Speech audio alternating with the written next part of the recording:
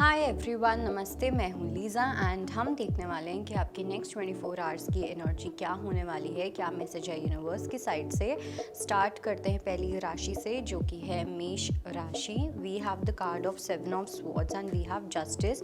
अगर किसी भी तरीके का आपके साथ मैनिपुलेशन हुई है या किसी ने आपको चीट किया था, और मुझे ऐसा लग रहा है कि ये जो चीज़ है ना, ये प्रॉब्ली लास्ट 5-6 महीनों में ही कुछ हुआ है।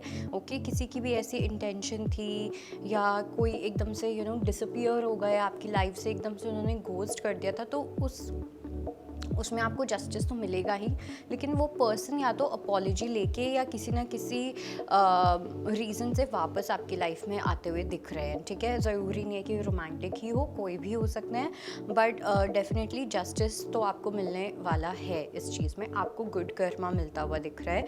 लेट्स सी वृषभ राशि के लिए क्या मैसेज है। We have the card of 10 of swords and 8 of coins.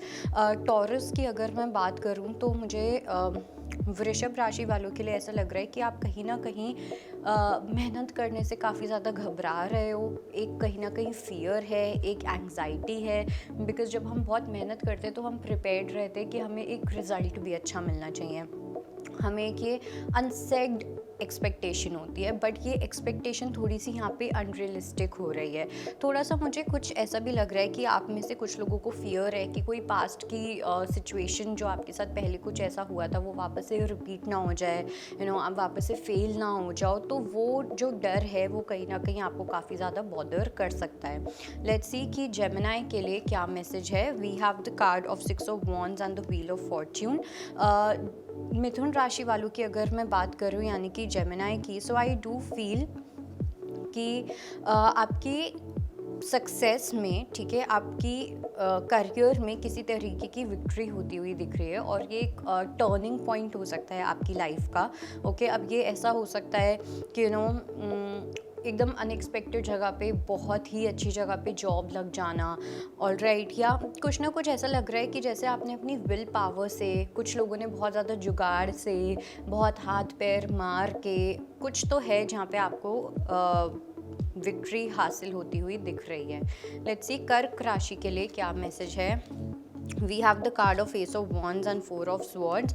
Cancerians की अगर मैं बात करूं तो मुझे कर्क राशि वालों के लिए यही चीज़ लग रही है कि अब टाइम आ गया है जहाँ पे आपको कंप्लीट रेस्ट अपनी बॉडी को देने की नीड है। बिकॉज मेरे को ऐसा लग रहा है कि आप कुछ ना कुछ किए जा रहे हो जहाँ पे आप अपनी बॉडी का ध्यान नहीं रख रहे हो, या तो आपकी ईटिंग हैबिट्स ऐसी हैं या किसी तरीके की ऐसी चीज़ है जहाँ पे आप अपनी सेंसेस को कंट्रोल नहीं कर पाते हो, आप अपने टेस्ट बर्ड्स को कंट्रोल नहीं कर पाओगे, अपनी कुछ हैबिट्स को कंट्रोल नहीं कर पाओगे, और वो आपकी हेल्थ को, चाहे वो मेंटल हेल्थ हो या वो फिजिकल हेल्थ को, उस चीज़ को वो और ज़्यादा एडवर्स किए जा रहा है। लेट्स सी कि लियो के लिए क्या मैसेज है। We have the card of sun and the high priestess. Leo की अगर मैं बात करूँ तो डेफिनेटली मेरे को ऐसा लग रहा है कि आपका जो सोलर चक्रा है या जो आपका प्लैनेट जो सन है, वो कहीं ना कहीं आपके ऊपर शाइन करता हुआ दिख रहा है, जो आपको किसी तरीके का फ़ायदा दे के जा सकता है। आपको एक ऐसा हिडन ट्रुथ पता चल सकता है, अब वो अपने बारे में है या किसी तरीके की चीज़ को आप डिस्कवर कर सकते हो, बट कुछ तो ऐसा है जहाँ पे सन की एनर्जी की वजह से आपको कुछ बहुत ही सॉलिड, कुछ बहुत ज़्यादा डिवाइन और कुछ बहुत ज़्यादा सीक्रेट प्राप्त हो सकता है। लेट्स सी कि वर्गो के लिए क्या मैसेज है। We have the card of 6 of swords and 4 of cups. कन्या राशि वालों के लिए मेरे को ऐसा लग रहा है कि डेफिनेटली एक न्यू साइड पे आप जाते हुए तो दिख रहे हो, आपने एक डायरेक्शन पकड़ी हुई है जहाँ पे आप चलते जा रहे हो, but at the same time मुझे ऐसा भी लग रहा है कि कहीं ना कहीं जिस चीज़ में पहले आपका मन नहीं लगता था, ठीक है, जिस चीज़ से आप भागते थे, वापस से आप उस डायरेक्शन में जाते हुए दिख रहे हो, ठीक है, और ये मेरे को आपके अच्छे के लिए लग रहा है। इट्स लाइक हमें कभी कभी लगता है कि नहीं यार, इस चीज़ में इंटरेस्ट नहीं है, बट बाद में कुछ ना कुछ ऐसी सिचुएशन हो जाती है या हम उस टॉपिक के बारे में इतना ज़्यादा पढ़ते हैं या कुछ भी ऐसा जिसकी वजह से हमारा इंटरेस्ट जो है वो वापस से डेवलप हो जाता है। तो यहाँ पे कुछ ऐसा ही यहाँ पे होता हुआ दिख रहा है कि जिस चीज़ से आप पहले डिटैच थे, वापस से अब आप उस चीज़ से एक अच्छे वे में अटैच होते हुए दिख रहे हो। लेट्स सी हमारी अगली राशि जो कि है Libra. We have the card of queen of wands and the chariot. Libra की अगर मैं बात करूँ, काफ़ी अनअपोलोजेटिक, काफ़ी ज़्यादा बोल्ड एनर्जी मुझे यहाँ पे दिखाई दे रही है। आप में से कुछ लोगों को ग्रीन कलर के साथ भी वर्क करना चाहिए, या आप अपने हार्ट चक्रा पे भी काफ़ी ज़्यादा फोकस कर सकते हो, बिकॉज ग्रीन की एनर्जी, हार्मनी की एनर्जी बहुत ज़्यादा मुझे यहाँ पे एविडेंट दिख रही है। अगर आप गणेश भगवान जी को घास चढ़ाते हो तो वो आपके लिए बहुत अच्छा रहेगा। आई डोंट नो, मतलब ये कुछ ऐसी रेमेडी या कुछ ऐसा नहीं है, जस्ट अगर आप भगवान जी से प्यार करते हो तो आप ये करोगे तो आपको खुद को बहुत बेटर फील होगा।